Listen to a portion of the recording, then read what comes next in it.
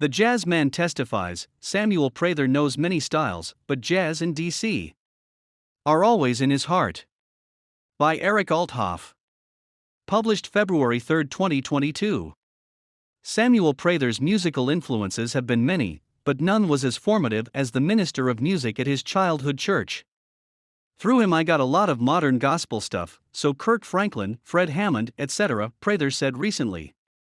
It was later that he also found James Brown, Stevie Wonder, and Michael Jackson, but even those would pale in comparison to the jazz he uncovered, particularly artists such as Herbie Hancock, McCoy Tyner, Branford Marsalis, and Joshua Redman. I think that DC's jazz scene is really underrated, Prather said. You'd be hard-pressed to find a better jazz scene other than New York. Growing up, Prather both played in church and took piano lessons. He also joined his high school jazz band and took up percussion in the DC Youth Orchestra.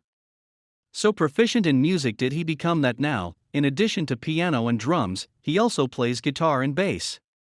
Prather eventually pursued a master's at Howard, where he met Elliot Seppa and Elijah Jamal Balbed, who would eventually join his ensemble, called the GEO Fortet. Charles Wilson rounds out the quartet on drums.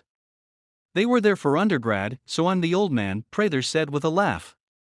I tend to gravitate toward multi-instrumentalists and band leaders, Prather said of his bandmates, all of whom have their own musical side projects. It's nice to have people that, when you write a big band chart, it makes it a lot easier to explain some of these concepts. The GEO Fortet has played at the Kennedy Center's Millennium Stage, as well as the Ivy City Smokehouse, where they collaborated with Acua Ulrich on tunes that Prather had written. Prather says that he needs his bandmates to be able to roll with his compositions, as well as the improvisational nature of live jazz. It's very hard to get people that understand the funk and soul side, and also can kind of play the difficulty of the straight-ahead side as well, he said. We just get in there and do our best to survive my tunes. Prather admits freely to being extremely particular when it comes to music writing. He'll typically start off with working a drumbeat or bass line into the Reason composition program at his computer. Then he builds the song from there, but leaves space for his bandmates to add solos later on. I have a horrible habit of micromanaging, which technology allows me to enable, unfortunately, Prather said. So I record the stuff that is going to sound bad if it's not real. Fake saxophones and fake trumpets don't really appeal to me very much. I usually just re-record the horns and the upright bass and guitars. Everything kind of already exists in my mind before I bring in anybody to record. In addition to heaping praise on DC's jazz scene, Prather said that the capital city fosters a musical culture that melds influences from many sources. And he believes that DC has an edge over other cities. DC has a very unique blend of different styles and profitability if you're willing to kind of learn to play those different styles versus some cities that are like this is a jazz town or this is a soul town, a blues town, Prather said. DC is anything that you want. And if you can show up on time and learn the music, you can have a really diverse and rich career. Several of Prather's favored venues haven't survived the COVID-19 pandemic. He mourns for two favorites, Café Nima and the vaunted Twins Jazz, which shut their doors along the U Street corridor.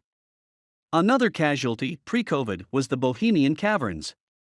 U Street in general, you used to be able to, on a Saturday night, walk from 9th Street all the way to 15th Street, and there was a band pretty much every few doors. Prather recalls of the famed corridor so famous for its soundscape. However, despite so many venue closures, Prather remains hopeful he and his group will soon be able to return to Blues Alley and the Strathmore. They just have this really buttery and delicious Steinway, he said of the performance space in North Bethesda. Furthermore, the GEO Fortet has maintained an ongoing stint at the 18th Street Lounge. The old location in DuPont closed this summer, but the group now plays at the new location in Shaw, where it has been rechristened 12 after 12. Prather and his group play there most Friday and Saturday nights. And even with the stabilizing of the pandemic seemingly within sight, Prather said that the shutdown temporarily or permanently of so many DC clubs hasn't affected him as much as some other artists. For one, he maintains a consulting business where he helps fashion visual content for clients, and which enabled him to continue feeding his 4 children during the height of the pandemic in 2020.